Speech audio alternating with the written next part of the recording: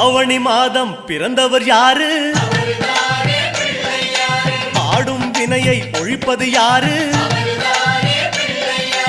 ஆதவன் வணங்கும் தெய்வம் யாரு?